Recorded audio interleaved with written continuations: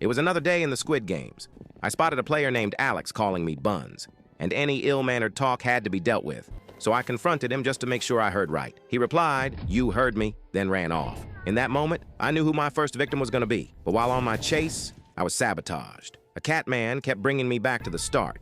But when he finally took a look at my face and realized who he was messing with, he came to his senses. He carried me far like a good soldier. After I reached the end, I found Alex, all alone, nobody with him. I seized my chance. I eliminated him, then walked over to his body just to ask if he could repeat what he said to me. No reply. In the next game, Dalgona, I got the circle cookie. Done easily. It was there I met an experienced player named Laika in a black suit. And I knew if I saw any more players in a color other than green, I had to take them out. After she tried pushing me to my demise, I plotted. Tonight is the night. With my glass in hand, I had a change of plans.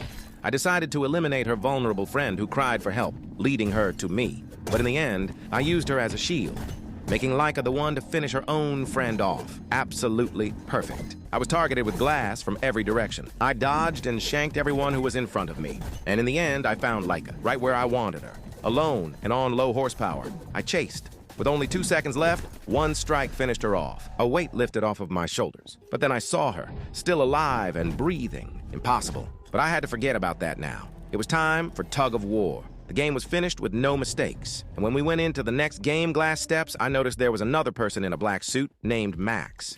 I was worried, but Max said he lost his friends and became a force for good, leading us all to victory and sacrificing himself. I had to pay him his respects. Everyone voted to continue the games, and we moved to mingle. Laika predicted she would get teamed on. I tried to act innocent, but she knew the kind of human being I was. First round, rooms of 3.